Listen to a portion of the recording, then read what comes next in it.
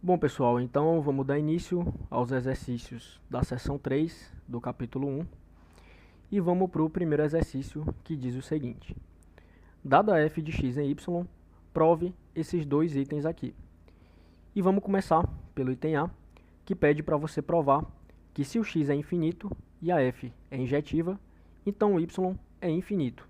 Ou seja, sempre que eu tenho uma função f de x em y que é injetiva e esse x é um conjunto infinito, então ele quer que você prove que nessas condições eu tenho que o conjunto y também é um conjunto infinito. Tá, então vamos lá. Bom, como eu estou querendo mostrar que esse conjunto y é um conjunto infinito, a minha estratégia vai ser supor que esse conjunto y é um conjunto finito. E aí o meu objetivo a partir de agora é chegar numa contradição. Porque uma vez que eu chegar numa contradição, eu vou poder concluir que a minha suposição está errada. Ou seja, que esse conjunto y não pode ser finito e que, portanto, ele é um conjunto infinito, que é o que o exercício está pedindo para você provar. Tá? Então, supondo que o y é um conjunto finito, eu tenho, portanto, pela definição de conjunto finito, que existe um n pertencente aos números naturais, tal que eu consiga montar uma objeção, que aqui eu estou chamando de g, entre o y e o in, que é o conjunto dos números naturais, que vão de 1 até n. Na verdade, se você for olhar essa definição lá no livro, o que você tem é uma objeção que vai do in no y. Mas como é uma objeção, veja que tanto faz, né? Afinal de contas, o que eu tenho é uma correspondência bionívoca entre os conjuntos y e in. Então, para representar a finitude do conjunto y, tanto faz você escrever essa objeção como sendo do y para o in ou como sendo do in para o y. Para esse exercício aqui, vai ser mais interessante a gente escrever dessa forma aqui. Mas caso você queira seguir rigorosamente a definição do livro, então imagina que eu estou tomando aqui a inversa da objeção g. Né? Você teria uma objeção g que vai do in no y, e aqui eu estou tomando a inversa. Então imagina que tem um menos 1 aqui, que a demonstração vai estar certa do mesmo jeito. Tá? Então, como as funções f e g são injetivas, e lembrando que a função f é injetiva por hipótese, né? Ele fala aqui que a função f é injetiva, e a função g é injetiva porque ela é uma objeção. Né? Então, se ela é uma objeção, ela também é injetiva. Então, como as funções f e g são injetivas, temos, portanto, que a composição entre elas também é uma função injetiva. Por quê? Porque a composição de funções injetivas também é uma função injetiva. E aí, caso você não esteja familiarizado com esse resultado, eu sugiro que você estude o capítulo 1 daquele livro da capa vermelha, que é o Curso de Análise volume 1, que também é escrito pelo Elon. Tá? Então, como a composição entre funções injetivas também é uma função injetiva, eu tenho, portanto, que a composição da função g com a função f também é uma função injetiva.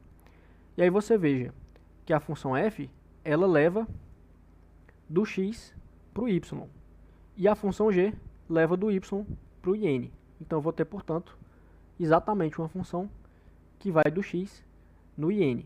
Afinal de contas, a f leva do x para o y e a g leva do y para o in. Então eu vou ter exatamente isso aqui. E agora você pode utilizar um dos corolários do teorema 2, que diz que sempre que eu tenho uma função injetiva onde o contradomínio é finito, que é o caso dessa função aqui, veja que essa função ela é uma função injetiva e o contradomínio é um conjunto finito, afinal o contradomínio dela é o in, que é o conjunto dos números naturais, que vão de 1 até n, que é um conjunto finito. Então eu tenho, por esse corolário lá da teoria, que o conjunto x também é um conjunto finito. Ou seja, como o in é finito, teríamos que o x também é finito. E isso é um absurdo. Por quê? Porque a gente tem que esse conjunto x é infinito por hipótese. Tá? Então veja que isso aqui seria uma contradição da hipótese. Né? O x ele não pode ser finito, porque por hipótese eu tenho que o x é infinito. Ou seja, a suposição que eu fiz de que o y é finito está errada e, portanto, eu tenho que o y é um conjunto infinito, que é exatamente o que ele queria que a gente provasse. Bom, então vamos agora para a letra B, que pede para você provar que se essa função f, que vai de x em y, é sobrejetiva e o contradomínio dessa função, ou seja, o conjunto y, é infinito, então eu tenho que o domínio dessa função, ou seja, o conjunto x, também é infinito. E a nossa estratégia vai ser a mesma do item A, ou seja, se eu estou querendo provar que esse conjunto x é infinito, eu vou supor que esse conjunto x é finito e a minha meta agora é chegar numa contradição. Porque uma vez que eu chegar numa contradição, eu vou poder concluir que a minha suposição está errada e que, portanto, esse conjunto x é infinito. Bom, então supondo que esse conjunto x é finito, eu tenho pela definição de conjunto finito que existe um n pertencente aos naturais e uma objeção que vai do x no in.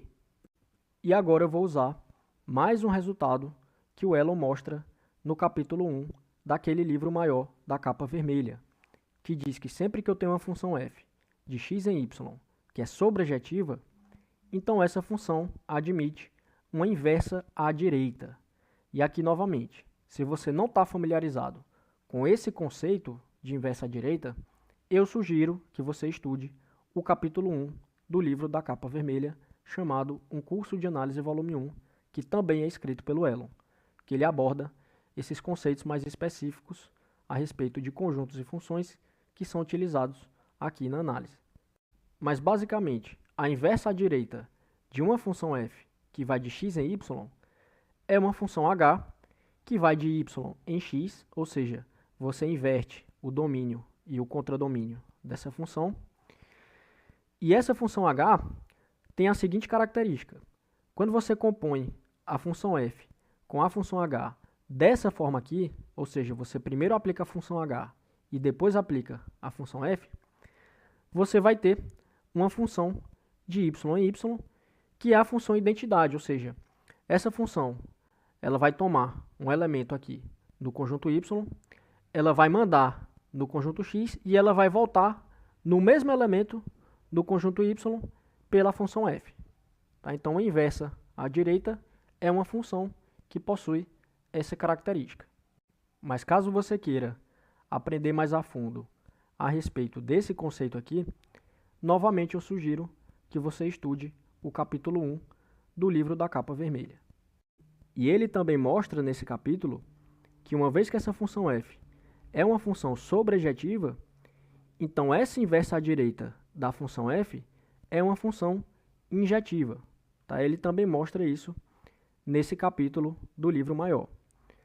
Tá? Então veja que como a função f, que vai de x em y, é uma função sobrejetiva, então eu tenho que ela admite o inverso à direita, que aqui eu estou chamando de h, que vai de y em x, e essa função h é uma função injetiva. Tá? Então veja que eu tenho uma função injetiva, cujo contradomínio dessa função é um conjunto finito, pelo que a gente está supondo. E aí, se você for olhar um dos corolários do Teorema 2, que a gente utilizou, inclusive, para resolver o item anterior, né? O item A desse exercício aqui, eu tenho que sempre que uma função é injetiva e o contradomínio dela é finito, então o domínio dessa função também é um conjunto finito. Tá? Então, como essa função h é uma função injetiva e o contradomínio dela é finito, pelo que a gente está supondo aqui, eu teria que o domínio dela, ou seja, que o conjunto y também seria um conjunto finito. E veja que isso é uma contradição, né? Por quê? Porque, por hipótese, eu tenho que o conjunto y é infinito. Tá? Então, veja que nesse caso, uma vez que h é injetiva e o x é finito, eu teria que o y também é um conjunto finito. E isso é um absurdo, porque, por hipótese, eu tenho que o y é infinito. Ou seja, uma vez que eu cheguei numa contradição, eu tenho que a minha suposição está errada, ou seja, que o x não pode ser finito e, portanto, o x é infinito, que é exatamente o que o exercício queria que a gente provasse.